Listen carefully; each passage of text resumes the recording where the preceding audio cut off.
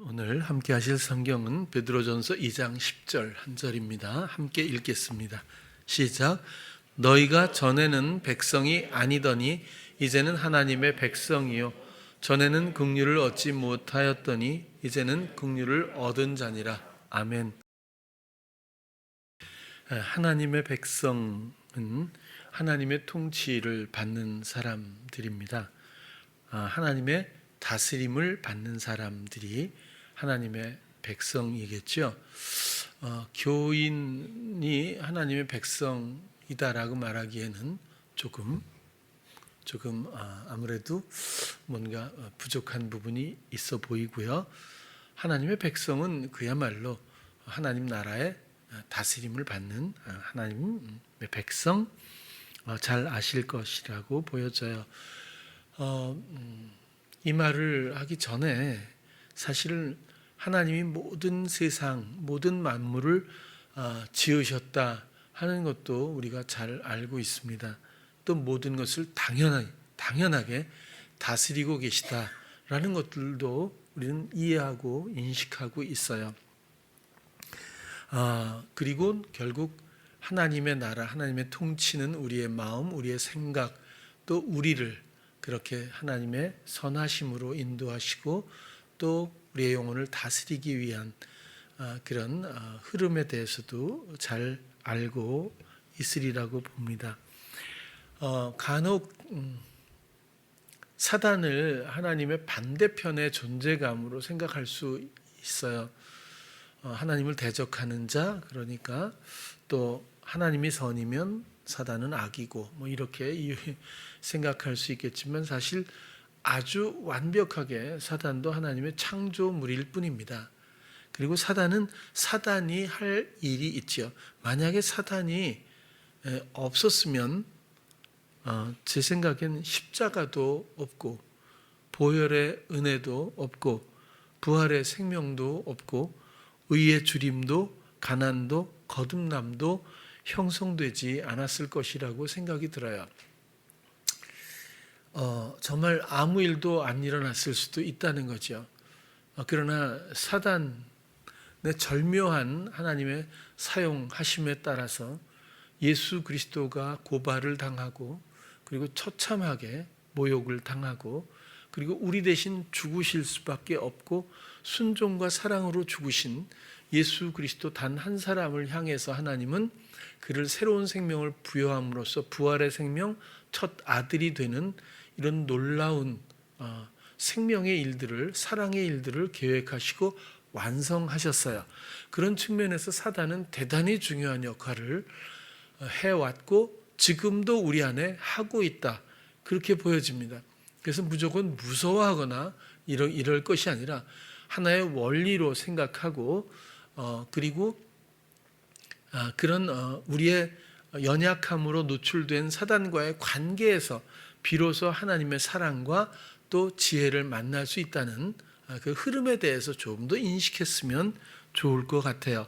욥기를 처음 제가 읽었을 때 충격이 상당히 컸어요. 왜냐하면 저는 더군다나 나이도 있고 어렸을 때는 우리는 아주 유교적인 그 기독교적인 관점이나 이런 개념보다 유교적인 개념이 훨씬 컸어요. 선생님은 그림자도 밟지 않는다고 할 정도로 존경했고 그 선생님을 뛰어넘는 목사님에 대해서는 뭐 말할 게 없습니다. 저는 너무 억울한 세대에 지금 살고 있는데 아무튼 어려서 그런 유교적인 이런 욥기를 보니까 사단이 하나님을 만나서 대화하고 있는 거예요. 어떻게 이런 일이 있을 수 있냐, 이런 나쁜 놈이. 하나님도 아무리 마음이 좋아도 그렇지 이 사단을 앞에 놓고 이렇게 의논하듯이 회의를 한다는 거, 이게 권면하고 혹은 뭐 얘기하고 합의하고 이건 말도 안 돼. 이건 소설일 뿐이야. 뭐 이렇게까지 극단적으로 제 마음에 안 들었어요. 많이 욥기가.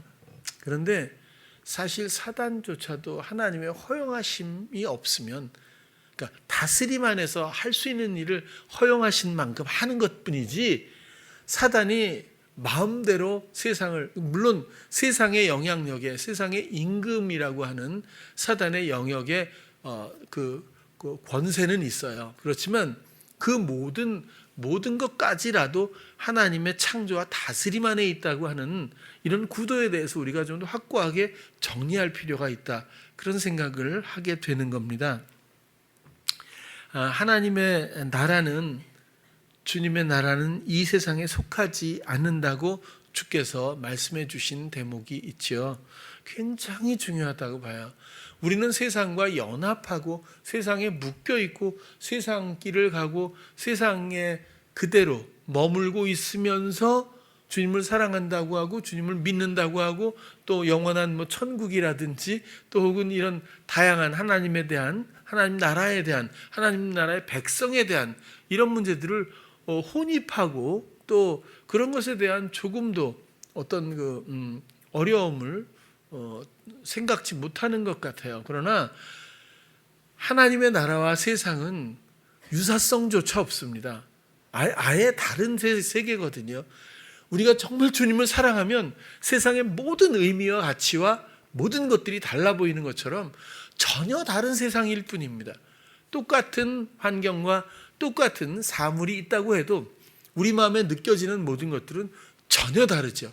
그런 것과 같이 이 세상은 사단이 시험과 충동으로 형성되어 만들어 놓았지만 이 또한 하나님의 나라의 거듭남을 통해서 건너가기, 전환시키기 위한, 새롭게 태어나게 하기 위한 또 하나의 어떤 묶임의 세계일 뿐인 거거든요. 우리는 어머니 배에서 10개월을 있다가 태어납니다. 완전히 다른 세상이잖아요. 그죠? 완전히 다른 세상이에요. 물론 더 나쁜 세상에 나오는 거나 마찬가지지만 힘들잖아요. 어머니 뱃속에서는 다 영양도 공급받고, 근데 물속에서 어떻게 사는지 잘 모르겠어요. 근데 원리는 잘 모르지만 제가 어쨌거나 엄마도 아프게 하면서 애가 태어납니다. 전혀 다른 세계잖아요. 이제 호흡을 시작하고. 그런데 육적인 것조차도 전혀 다른 세계를 맛봅니다. 근데 진정 다른 세계는 그 다음이라는 거죠. 육으로 태어나서 세상의 영향력 가운데서 마음의 모든 감각을 충동에 의해서 형성되어 중독된 삶으로 시작된다고 하더라도 우리는 이 모든 것으로부터 하나님의 사랑과 지혜의 부르심에 힘입어 고치를 찢듯 알을 깨듯 또 다른 세계, 하나님의 나라라고 하는 세계로 거듭남이라는 과정을 통해서 진입해야 합니다. 사랑의 나라, 아들의 나라로 구원을 얻어야 돼요. 건져냄을 받고 다른 나라로 옮겨짐을 우리는 기대하고 또 그렇게 되어야 합니다. 그것이 인생의 목적인 거죠. 육으로 시작해서 육으로 끝난다면, 이 생이 전부라면, 이런 얘기가 성경에도 있지 않습니까? 우리가 무엇하러 이렇게 주일날 만나서 이거 하고 있겠어요? 그렇죠? 여러분들은 이런 이야기들은 충분히 설명하지 않아도 다 아신다고 또 그렇게 생각해요. 하나님의 나라는 이 세상에 전혀 속하지 않았습니다. 세상은 상황을 통한 충동과 그에 따른 자기 경영의 원리로 구성되어 있죠. 이런 원리에 묶여 살던 영혼들이 거듭남을 통해 주의 다스림의 영역으로 자유하게 옮겨지는 것, 이 사망이라고 하는 하나님 없음, 하나님의 다스림이 아예 없는 이런 가운데서 하나님의 다스림으로의 전환, 이런 것들이 복음의 원리입니다. 세상의 임금은 사단이고 그 통치는, 사단의 통치는 부추김과 중독적인 성향의 생각, 마음에 원하는 것을 미혹함으로 유지되고 있습니다. 여기에 반응하며 살 수밖에 없는 것이 사람이죠. 여기에는 선한 것도 아름다운 것도 옳은 것도 다 있어요. 그렇기 때문에 분간을 못할 뿐입니다. 이 전체적인 원리가 문제지 그 하나하나 세부적인 내용을 따져서는 결코 벗어날 수가 없을 것이라고 보여집니다. 이 관계의 단절이 할례입니다. 이 관계를 잘라내는 것이 바로 할례죠. 그래서 하나님은 할례를 엄청나게 중요하게 다루어 주셨어요. 그리고 지금은 이것을 세례라고 합니다. 그래서 베드로는 세례는 구원받는 증거라고 했고, 그리고 물, 이전의 사람, 이전에 살던 모든 그 인격은 물에서 수장되어 청산되고 죽어버리고 이제 새롭게 구원에 인도하심, 하나님 나라의 백성으로 인도받는 이 과정의 첫 단계가 세례, 그죠? 물 세례이잖아요. 그것은 선한 양심, 의식과 모든 우리의 지각, 이런 감각들이 오직 하나님을 향하는 것이다. 이렇게 설명을 해준 것도 우리가 잘 알고 있습니다. 이 관계의 생명력, 사단과의 관계의 생명력을 무력화하는 것이 바로 옛사람의 죽음이자 산제사죠. 하나님이 이것을 너무너무 기뻐하십니다. 산제사이고 또 그것이 영적인 예배다. 하나님을 경배하는 것, 진정 경배하는 것은 옛사람의 단절, 이 산제사, 그 생명력으로 하나님을 더 욕되게 하지 않는, 하나님 말고 다른 다스림을 미혹 가운데 받고 있는 그것을 청산해주고 죽여버리는, 생명력을 없게 하는 그 결단과 전환이 하나님 앞에 영적인 예배가 된다라고 이해할 수 있겠습니다. 우리는 모두가 사람들은 너무 연약하고 또 너무 어린아이만도 못해서 모든 상황을 통해 주는 어떤 미혹과 시험, 유혹들을 분간을 하지 못합니다. 그리고는 금방 물들어 버리죠. 금방. 만약에 우리 청년들이 많지만 지금 있는, 죄송합니다만 부모님 말고 다른 집안에서 태어났으면 전혀 다른 사람으로 컸을 거예요. 그런 것처럼 세상에서 태어나서 육신으로 태어난 이런 모든 인생들은, 영혼들은 세상에 영향을 받고 세상화 될 수밖에 없습니다. 그렇게 시작되는 거겠죠. 요즘에 공장에서 보니까 알바를 뽑아서 이렇게 수작업을 하는 일들을 하는데 젊은 친구들이 오더라고요. 보니까 얼마나 경직됐는지 몰라요. 막 살기가 도는 친구도 있고, 그리고 막 웃기는커녕 막 경계심이 너무너무 이게 진짜 장난이 아닌 거예요. 얼굴이 경직돼 가지고 보면 대부분이 그 쿠팡이나 이런 데서 택배 이런 일들을 하던 사람들이에요. 8시간 동안, 점심시간 1시간 말고는 8시간 동안 시급 2만 원을 주는데 엄청나게 빡세게 숨 쉴 틈이 없이 택배 이 물건을 나르잖아요. 박스들을 나르고 하는데 조금만 잘못하면 막 쌍욕이 오고 가고, 그래서 중간에 몰래 도망가는 사람들도 무지 많대요. 모르겠어요. 얘네들도 도망온 사람들인지는 모르겠는데 얼굴이 막 너무너무 경직되고 막 살기가 도는 거예요. 그래갖고 말을 해도 말을 안 해. 그런데 이틀째 되니까 달라져요. 3일째 되니까 웃기 시작해요. 4일째 되니까 너무 좋아하는 거예요. 이렇게 좋은 데가 있냐고 막 그러면서 또 어떤 아이는 도박 사이트를 만들어서 2억 추징금을 물고 감옥 갔다 오고 온 문신이고, 그래서 자기는 돈을 받으면 안 된다. 이거 어떻게 할 거야? 어머니 앞으로 왜 이렇게 된 거냐 했더니 사실은 자기가 운동을 하고 핸드볼을 했던 사람인데 달근이들이랑 달근 건달이란 뜻이에요. 이렇게 해가지고 자기가 도박 사이트를 해가지고 그래가지고 걸려가지고 2억을 맞고 이래가지고 이렇게 해서 자기는 돈이 들어오면 안 된대. 알았어요. 얼마나 행복해하는지 힘이 너무 좋은 거예요. 운동을 오랫동안 했던 친구라 힘쓰는 일이 이게 장난이 아닌 거예요. 그러니까 한박이가 얼마나 행복해하는지 몰라. 자기가 제일 힘 좋다고 생각하고 힘든 일은 다 했는데 한박이보다 더 힘든 센 사람이 와가지고 한박이 옆에서 막 조수 역할을 하니까 진짜 너무너무 행복하게 한박이, 나 그렇게 행복해하는 얼굴 처음 봤어요. 교회에서 와도 그런 얼굴이 아닌데. 또 어저께는 2003년생이면 몇 살인지 모르겠어요. 제 나이에선 나이가 계산이 안 되는 나이라서 2003년생이면 얼마 안 됐는데 아무튼 덩치가 일어나게 온 거예요. 걔도 처음엔 웃지도 않았어.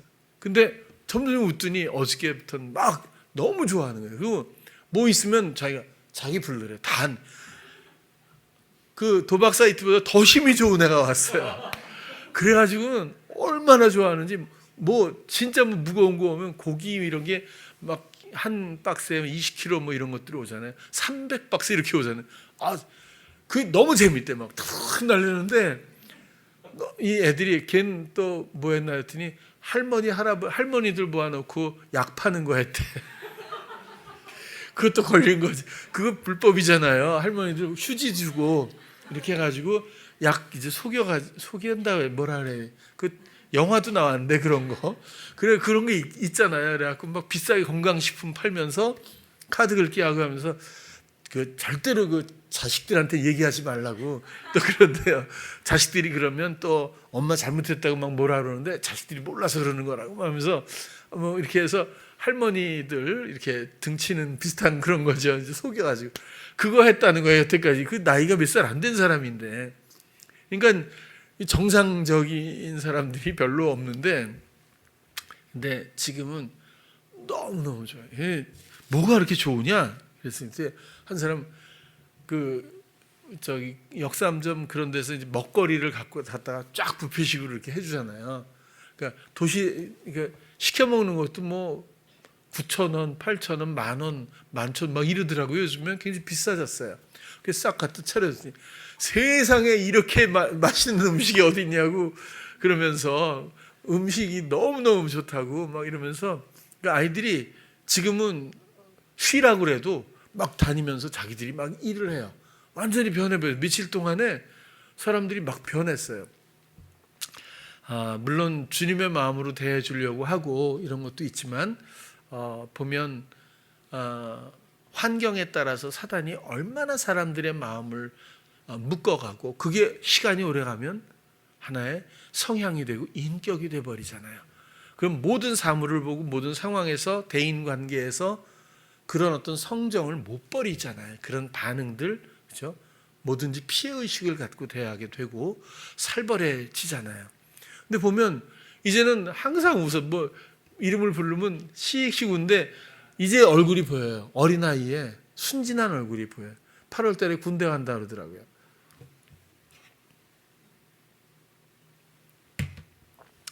얼마 안 된 친구들이지만 20년이 넘은 또 이 안팎의 우리 청년들도 그죠? 다 알잖아요. 그죠? 어떤 성향에 어떤 생각에 어떻게 묶여 살고 있는지 다 알잖아요. 여기부터 출발하는 거예요. 저는 왜 이런 일을 이렇게밖에 못해 라고 해서 혼내는 게 아니에요. 왜 그 생각을 받아들여? 그죠? 그 영적인 간음이잖아요. 영적 예배가 아니라 영적 간음이잖아요. 그러면 그 영혼이 망하잖아요. 사망에 거할 수밖에 없잖아요. 그리스도의 십자가가 전혀 상관없는 사람이 돼버리잖아요. 생명으로 두 번째 양자들로 생명으로 부르시는 그리스도의 구원의 소식이 무산되잖아요.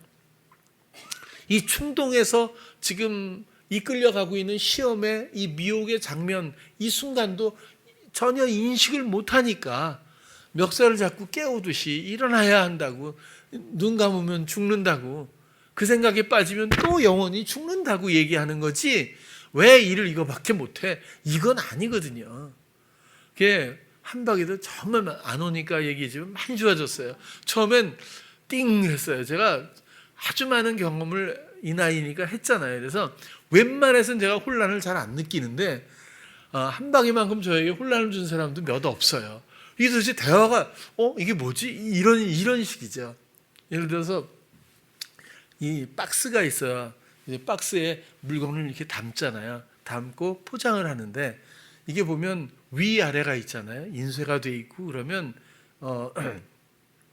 자칫하면 위아래가 바뀌어서 물건을 넣고 포장을 하면 옮기는 사람이 거꾸로 이렇게 해버리면 이게 다 엉망이 되잖아요. 그래서 그 처음에 이 바닥을 붙이는 사람이 위아래를 보고 이렇게 붙여서 쌓아놓으면 그걸 가지고 또 포장하는 사람이 위아래를 보고 딱 놓고 포장을 이렇게 해서 납품을 하겠죠.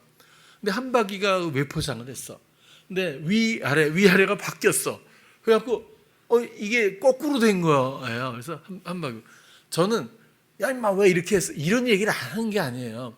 생각을 빼앗겼거나 관심을 못 가졌잖아요. 그럼 또 지금 문제가 뭐냐면 진지하지 못한 것이 문제거든요. 좀 진지하고 무슨 일을 해도 그 관심을 갖고 사력 있게 이렇게 해야 되잖아요. 그러니까 다른 생각을 하면서 하면 오류가 나니까 그런 부분이 만화에서 나사를 좀 조여야 되거든요. 그래서 불러서 야 이게 이렇게 되면 이게 왜 이렇게 됐어? 이게 이러면 안 되잖아. 저는 그냥 위에 쌓여 있는 거 꺼내서 그냥 테이프를 붙였는데요. 이렇게 얘기를 해요.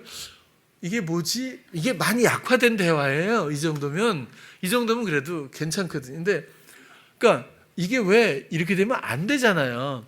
그러면 오류가 날 수 있고 그러니까 이렇게 붙이면 안 되는데 정신을 차려줄래? 이런 얘기인데 저는 위에 이렇게 박스가 풀어져 쌓여 있는 거 꺼내갖고 이렇게 그냥 붙였는데요. 이렇게 얘기를 하면 어떻게 대화를 풀어가야 될지 잘 모르겠더라고요. 나도 이런 거는. 근데 봐라, 네가 그런 순간에 이 순간에 너한테 뭐라고 하려고 하는 게 아니라 네가 놓치는 부분이 무엇인지 또 방심하고 있는 그런 성정이 굉장히 많아요. 얘가 예를 들어서 양쪽에 넘버를 이렇게 쓰라 그러거든요. 1번 그러면 쫙 양쪽으로 써야 돼요. 그러면 이게 옆에를 써줘야 이렇게 한꺼번에 묶어놨을 때 여기 1일 날짜구나 2일 날짜구나 알잖아요. 그래서 성진이가 부탁하면서 여기 옆에 쓰고 이쪽도 써야 돼. 근데 한쪽만 썼어. 그래서 내가 다 그 다음날 불러고 이쪽만 쓰면 안 되고 이쪽은 안 보이잖아. 그러면 그러니까 이쪽도 꼭 써야 돼. 네 알았습니다. 대답은 98점 정도예요. 그래서 마음이 개운해요. 대답만 들을 때는 알았어. 그 다음날 보니까 양쪽에 쫙 있는데 딱 하나만 썼어. 한쪽에. 그리고 이쪽도 없고 이쪽도 없는 거예요. 그래서 야 어떻게 성진이도 얘기하고 나도 얘기하는데 이렇게 할 수가 있니? 이게 뭐죠? 생각을 자꾸 다른 생각을 하는 거죠. 생각을 빼앗기는 거예요. 그러니까 유형이 다르다는 거예요. 사람마다. 일부러 그러겠어요? 성향이죠. 그러니까 다른 생각을 하게 하거나 생각을 빼앗겨서 집중력이 기본적인 집중력조차도 없는 상태를 만드니까 그렇게 남이 얘기하고 분명히 합의를 하고 공유를 해도 안 되는 일이 비일비재한 거예요. 그러면 이것을 이렇게 끌려가고 있는 삶에서 건져내시는 분은 예수 그리스도밖에 없어요. 이걸 나쁘다고 하면 우리가 서로 욕할 수밖에 없어요. 손가락질하는 수밖에 없어요. 그게 아니라 우리는 유형이 다르지만 다 이래요. 이게 도와주실 분은 예수 그리스도라고 안내해드리는 거고 우리는 이런 성정과 이렇게 미혹되는 이끌림에서 이런 것들을 이제는 정말 거부할 마음을 가지고 전환할 의지를 가지고 가난하게 나를 구원해 주십시오. 주님이 아니면 나는 또 끌려가서 또 이렇게 살 수밖에 없잖아요 라고 매달리면 주께서 내 마음을 평화롭게 그리고 이런 생각이 어두움의 이런 세력들이 나에게 오질 못하거나 분별되는 생각을 주시거나 또 아니면 별것 아닌 것 같은 어떤 그런 것들을 감사함으로 내가 실행했을 때에 주어지는 내 마음의 기쁨과 그리고 모든 하나님의 다스림을 그때부터 보게 돼요. 힘들었던 관계가 이상하게 유연하게 풀어진다든지 문제가 그렇게 진짜 아주 절묘한 거예요. 아주 절묘하거든요. 지금도 보면 그 공장에서 그 GS에 납품하잖아요. 근데 그것도 이상하게 전화 와서 자기들끼리 좋아가지고 아무튼 흐름이 쭉 있어요. 우리는 가만히 서 있다 그냥 하는데 너무 잘 만들어서 하루에 17,000군데 점포래요. 10,000개가 나갈 수 있다는 거예요. 근데 그렇게 되면 다 죽거든요. 이 수공업을 하는데 12시간 꼬박 서가지고 꼬박 해도 4,000개밖에 못해요. 근데 10,000개가 되면 어떻게 돼요? 그래서 미리 3일 동안 만들어가지고 버티고 있는데 4,000개가 넘어가면 13시간, 14시간은 무슨 수로 해요? 안 되잖아요. 근데 지금 많이 더 빨라지고 좋아졌지만 주님한테 주님이 어떻게 하시는지 이끌어 주세요. 우리는 지금 이렇게밖에 못 하잖아요. 그리고 주시했어요. 첫날 10,000개가 첫날만 쫙 풀리니까 10,000개라고 하고 그 다음에 5, 6천 개 정도라고 생각을 했던 것 같아요. 사람들이 GS에. 근데 10,000개가 나간 날 7,200개가 떴더라고요. 우리가 만들어 놓은 게 그거보다 조금 더 만들어 놨거든요. 사흘 동안 죽는 줄 알고 만들어 놓은 게 그거밖에 못 만들었어요. 그 다음에 3,500개, 그 다음날 2,500개, 그 다음에 3,500개, 오늘도 보니까 2,900개. 그러니까 근데 이게 앞으로는 이렇게 올라간대요. 이렇게 올라가서 점점 우리가 숙달될 때까지 기다리는 절묘한 숫자가 있어요. 이게 진짜 미묘해요. 너무너무. 그래서 애들한테도 그랬어요. 하나님이 어떻게 다스리시는지 한번 봐라. 그랬어요. 그랬더니 정말 우리가 너무 숨에 턱이 차서 이렇게 일하면 요거보다 요만큼. 너무너무 힘들어서 사람이 막 안 나오고 알바들이라서 일을 몇 개, 3,000개밖에 못했어요. 여러분 4,000개, 5,000개 뜨면 어떻게 해요 이거? 납품을 못하면 소비자 가격으로 전부 페널티가 무섭대요 이게. 이 오류를 전부 감당해야 된대. 어떤 다른 돈가스 하는 회사는 1억 2천원 물었대요. 그거 안 돼가지고. 근데 어쨌거나 그렇게 되는데 정말 절묘한 거예요. 우리가 어저께 2,960 몇 팩을 만들어 놨어요. 오늘 나갈게. 몇 개가 떴냐고 물어봤더니 2,954팩인가 떴대요. 그래서 몇 개만 다시 뜯으면 되는데 아주 절묘한 거예요. 근데 이게 GS에서 이럴 리가 없다고 난리가 난 거예요. 여태까 이런 반응이, 이런 리뷰가 이렇게 편의점 역사상 달린 적이 없대요. 그래갖고 경영진들이 야 이거 이상하다. 이건 많이 나가야 될 상황인데 왜 이러는 거냐. 그래가지고 이번엔 팔도 비빔면을 같이 합체를 해서 서비스로 주자. 이렇게 또 행사를 한대요. 그러면 이렇게 또 올라간대요. 그 전에 우리가 숙달돼야죠. 그래가지고 또 지혜를 어저께도 회의를 했거든요. 하나님께 구하자. 넌 어떻게 생각하니? 뭘 어떻게? 그러면 뭐 이렇게 하면 태종이는 뭐 수축 포장을 나중에 하고 먼저 만들어 놓는 게 좋겠어요. 이런 게 지혜는 컨베이어 벨트가 있어야 돼요. 뭐 각자 또 막 얘기를 해요. 그럼 또 그걸 모아서 또 주께 서로 물어가면서 그러면 요건 요렇게 하고 요렇게 해보자. 요렇게 가면 또 그만큼 하실 거예요. GS에서는 이게 너무 훌륭하다고 벌써 9월까지 하나, 둘, 3개의 아이템을 더 하세요. 그래서 못한다고 지금 그러고 있는데 주께서 또 하시겠죠. 주께서 어떻게 하든지 간에 저는 돈 벌려고 하는 것 아니거든요. 그냥 주가 어떻게 다스리시는지. 이제는 우리 아이들이 이 단련의 목적을 갖고 정말 대부분 기억하시죠? 10년 전에 어줍지 않은 카페에서 정말 도시락 주변에 몇 개씩 납품하고 자전거 타고 다니면서 배달도 하고 이렇게 시작한 그게 지금은 정말 엄청난 그런 발전을 했는데 이 회사 문제가 아니라 달라졌어요. 이렇게 빡센 10년이 아니었으면 이 중독된 성정이 제가 볼 때 건재했을 거예요. 평생 그렇게 하는 줄 알고 가다가 아마 하나님의 백성 되지 못한 채로 그냥 개념만 갖고 끝났을 수도 있지 않을까 싶어요. 이제는 알아요. 이제는 대부분 눈을 떴어요. 그래서 하나님의 다스림을 사모하고 그리고 인식해요. 기대하죠.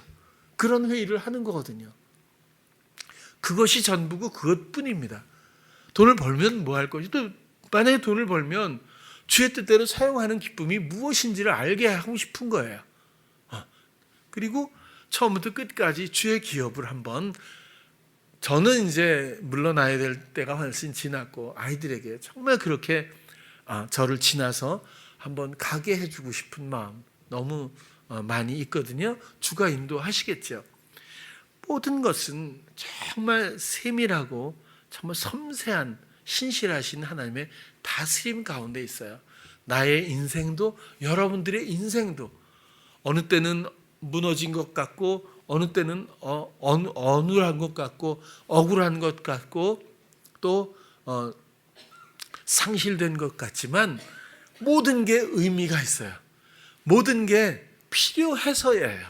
그리고 그런 퍼즐을 맞추다 보면, 의미의 퍼즐을 맞추다 보면 여러분들이 가는 길이 보이고 주께서 어떻게 은밀하지만 사랑으로 지혜로 나를 다스리시는지를 분명히 알게 될 것이다라는 거예요. 이것은 이 세상과 너무 달라서 속할 수가 없는 하나님의 나라의 일들이라는 설명을 오늘 드리고 싶은 겁니다.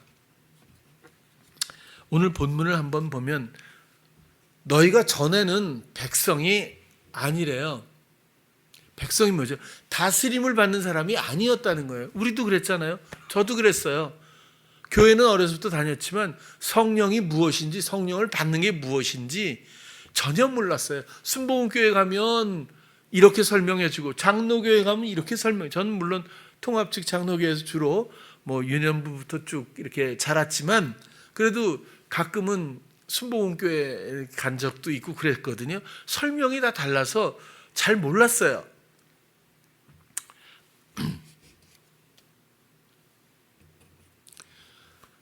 하나님의 백성, 하나님 나라의 백성, 하나님의 통치 아래에 있는 영혼들, 그렇죠? 이제는 하나님의 백성이요라고 단정적으로 베드로가 말해주고 있잖아요. 전에는 백성이 아니더니 이제는 하나님의 백성이요. 전에는 긍휼을 얻지 못하였더니 이제는 긍휼을 얻은 자니라. 그러면 하나님의 백성이 아닐 때는 긍휼을 얻지 못했다는 뜻이고, 하나님의 백성이라는 뜻은 이제는 긍휼을 얻은 자라는 뜻이에요. 긍휼이 뭐죠? 측은히 여기다, 자비, 사랑이라고도 말할 수 있겠죠. 긍휼. 자, 그러면 왜 꼭 전에는 사랑받지 못했는데 지금 사랑받는 자니라 이렇게 하면 훨씬 선명한 것 같은데 왜 긍휼이라는 말을 했을까? 측은히 여길 상황이 아니었다는 거예요.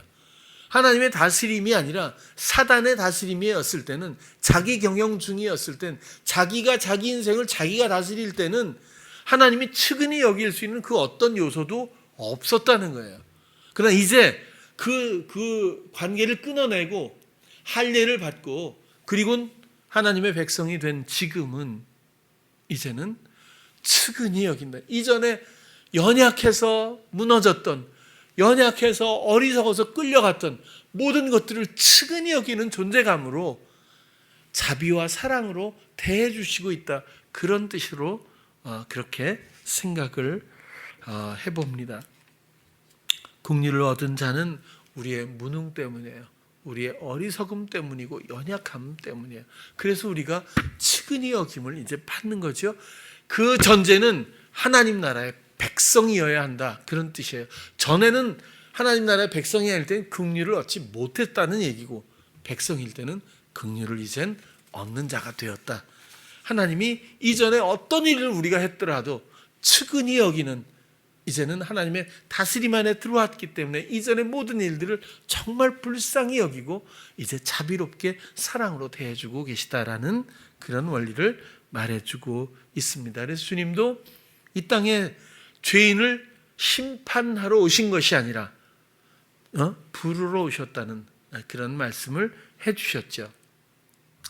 그래서 이 할례, 이전에 이런 사단의 미혹의 관계에서의 이 잘라냄이라고 하는 옛사람의 죽음, 이 할례가 너무너무 중요한 요소라고 보여지는데, 예레미야 4장 4절 할례에 대해서 보면 유다인과 예루살렘 거민들아 너희는 스스로 할례를 행하여, 그러면 무슨 몸에 남자들 생식기의 끝을 잘라버린다로 끝나는 게 아니라 이것의 진정한 의미는 뭐지? 너희 마음 가죽을 베고, 그러니까 몸의 일부를 베는 것을 원하는 것이 아니라 하나님이 처음부터 마음 가죽을 베라는 거거든요. 그죠? 나 여호와께 속하라. 그렇지 않으면 너희 행악을 인하여 나의 분노가 불같이 바다에 사르리니 그것을 끌 자가 없으리라. 이 정도로 심각한 문제라는 거죠. 할례 받지 못한 백성은 이방인이라고 하잖아요. 하나님의 다스림을 받지 못하는 이방인들, 그들을 개와 돼지 취급을 하지 않았습니까? 그들이 바로 죄인이라는 거죠. 다스림이 없는 영혼들이기 때문에. 신명기 10장도 보면 그러므로 너희는 마음의 할 일을 행하고 다시는 목을 곧게 하지만 거만하지 말라는 거죠. 자기 경영, 자기 거만이 뭐죠? 뭐 여러 가지로 뭐 설명하지만 되지 못하고 뭐 된 줄로 아는 자 뭐 이런 얘기도 있어요. 근데 어쨌거나 우리는 자기 경영을 놓지 않는 것이 하나님 앞에 거만한 거라고 보여져요. 그것이 뻣뻣하게 목을 곧게 하지 말고 마음의 할례를 행하라. 할례는 마음의 일이에요. 그래야 마음에 감각되기 시작하거든요. 마음의 주인이신 하나님의 다스림이 그래야 시작되거든요. 골로새서 2장도 보면 또 그 안에서 너희가 손으로 하지 아니한 할례를 받았으니 곧 육적인 몸을 벗는 것이요 고치를 찌는 것, 알을 깨는 것, 이전의 생명력을 그냥 청산하는 것, 그것이 육적 몸을 벗는 것이고 곧 그리스도의 할례니라. 그냥 우리가 벗는다고 벗어질 수 있는 것이 아니라 그리스도의 인도하심과 그 보혈의 힘으로 우리의 가난한 마음으로 의뢰만 할 수 있다면, 나를 구원해 주십시오 라고 의뢰할 수 있다면, 이것이 얼마나 폐역인지, 하나님의 다스림이 없는 자기 경영의 이 속성이 얼마나 죄악인지를 깨닫고 애통하는 마음으로 주님 나를 구원해 주세요, 나는 스스로 이것을 벗어날 수가 없잖아요 라고 의뢰할 수만 있다면 그리스도로 말미암는 이 잘라냄이 비로소 이루어질 수 있다는 뜻일 겁니다. 12절 너희가 세례로 그리스도와 함께 장사한 바 되고 또 죽은 자들 가운데서 그를 일으키신 하나님의 역사를 믿음으로 말미암아 그 안에서 함께 일으키심을 받았느니라. 세례는 그리스도와 함께 죽은 거잖아요. 그렇죠? 늘 말씀을 드리지만 그리스도께서는 우리의 모든 실질적인 대가를 위해서 죽으셨다면 우리는 마음의 죽음을 통해서 그리스도께 모든 다스림을 의뢰하는 자로 전환함으로 말미암아 이전의 삶이 끝나서 죽은 겁니다. 그리고 이제는 하나님의 백성이 되는 이런 전환은 우리의 선택으로 이루어지는 거죠. 그렇게 해서 이전에 이 삶을 사망 가운데 죽은 자라고 하는 것이고, 이쪽은 생명을 얻은 부활의 생명 가운데서 하나님의 다시 거듭난 양자들로, 아들들로 표현하고 있죠. 그래서 죽은 자들 가운데서 그를 일으키신, 죽은 자들이라는 죄와 사망 가운데 그렇게 있던 이 모든 영혼들, 사람들 가운데서 오직 그리스도 한 사람을 세워주신 거거든요. 그렇게 생명을 부여하신 거잖아요. 그런 것처럼 하나님의 역사를 믿음으로 말미암아 이런 하나님의 모든 다스림과 구원의 역사와 그분의 신실하신 사랑의 뜻과 이 다스림의 섬세함의 아름다움, 이 모든 것들을 우리가 기대하고 믿고 따르고 순종하고 경청하고 응락하고 복종함으로 말미암아 우리도 그 안에서 함께 생명으로 일으킴을 받았느니라. 이 전환이 모두에게 있어야 한다는 것이고, 그냥 성도로서가 아니라 교인으로서가 아니라 실질적으로 여러분들의 마음과 삶과 영혼에 여러분들의 확고한 이 전환, 이런 것들을 오늘 말씀드리려고 했어요. 지지난주에도 성도의 고난에 대해서 말씀드렸고, 이 모든 것들이 관점의 문제라고 이야기했죠. 그냥 고통만 호소할 수밖에 없는 게 우리들이잖아요. 육적인 삶을 살면서 인간관계, 또 무슨 물질 문제, 또 가정 문제, 뭐 여러 가지 사업 문제, 이런 것들의 건강 문제, 이런 문제들이 왔을 때 다 육적인 것 아니겠어요? 그렇다고 영적인 것은 이런 건 상관없어. 아니에요. 영적이라고 하는 것은 그리스도로 말미암는 육신의 문제면 영적인 거예요. 근데 그리스도와 상관없이, 하나님의 다스림과 상관없이 이루어지는 모든 것들은 영적으로 보여져도 육적인 거라는 얘기예요. 그렇죠? 그래서 우리가 이런 육신적인 세상을 살면서 부딪히는 난감한 어려운 문제들을 그저 그리스도께 해결해 달라고 호소하는 것을 신앙생활로 여기면 이것은 옛사람의 해결은 가장 중요한 이 하나님의 백성 다스림의 문제는 빠져 있다는 거예요. 우린 다스림 앞으로 가는 것이 목적이지 이 문제들을 해결해 달라고 하는 이 해법이 이게 우리의 주제가 아니라는 뜻이죠. 그럼 하나 해결되면 그 다음은 또 더 어려운 게 오죠. 더 어려운, 항상 더 와요. 그러다가 인생이 마감이 되겠죠. 그래서 어떤 상황에서라도 관점이 중요합니다. 이 상황을 그대로 받아들여서 마음을 빼앗기고 그 상황이 주는 생각을 내가 인정하고 영향을 받기 전에 이 관점, 이 상황에서 우리의 관점은 이 상황을 허용하신 하나님의 뜻이 무엇이죠? 라고 하나님의 다스림에 대한 관점을 가져야 한다는 거예요. 상황의 문제에 대해서 관점을 가지면 벗어날 길이 없어요. 이거는 평생 종노릇일 뿐이잖아요. 잘 아시죠? 자, 그래서 이 관점, 하나님이 허용하신 이유가 무엇이라고 하는 그 관심, 이 관점을 가지면 잘 몰라도 내 마음의 방향성을 갖게 됩니다. 그리고 몰라도 내 마음이 불안하지 않아요. 그리고 시간이 흐르면 또 알게 되는 때가 있어요. 아니면 지금 내가 느끼게 될 수도 있어요. 그건 내 역할이 아니에요. 하나님이 하시는 만큼 가장 유익하게 나에게 제공하실 겁니다.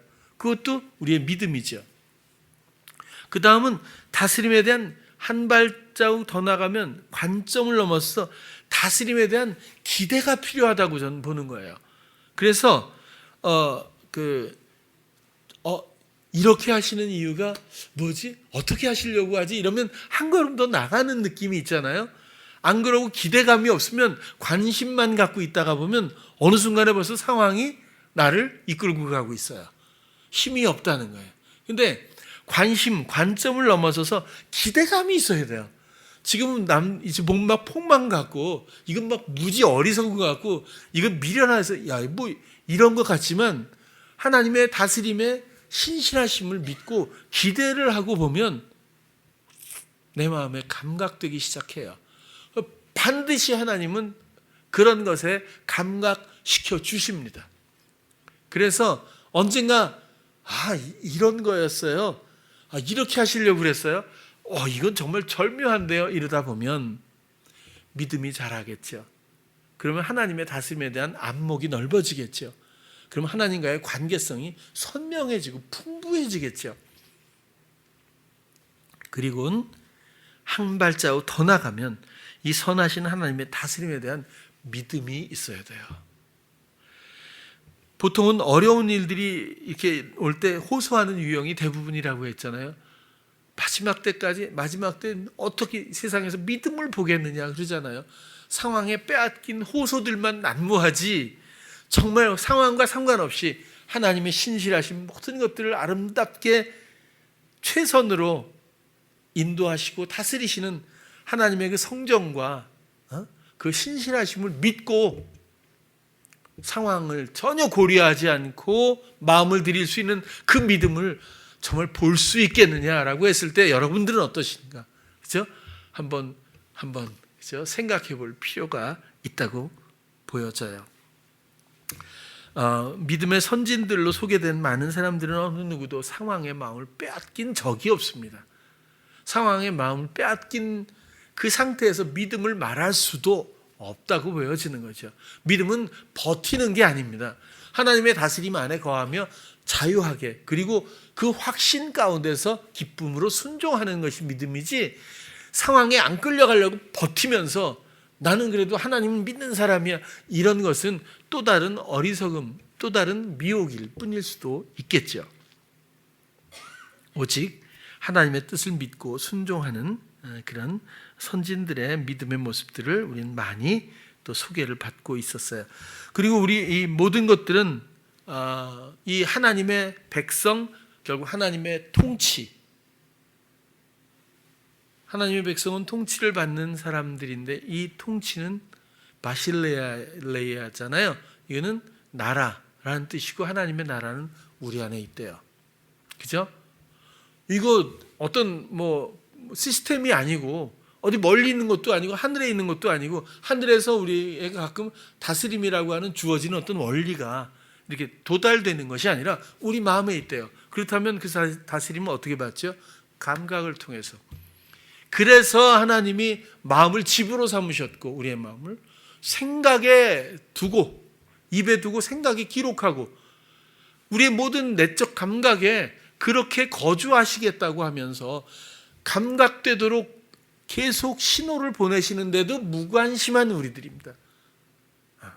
그 방심이라고 하는 것이 굉장히 무서운 영적 시험이라 근신하고 깨어있으라고 시험에 들지 않도록 하라고 그렇게 계속 성경에서는 권면해 주고 있지 않습니까? 우리 안에 있다. 이것을 여러분들은 들어서 다 알잖아요. 우리 안에 당연히 우리 안에 있는 걸로 끝나면 안 돼요. 왜냐하면 우리 안에 있는데 실제로 다스림의 관계가 형성이 되지 않으면 비밀이 되고 마니까. 그렇죠?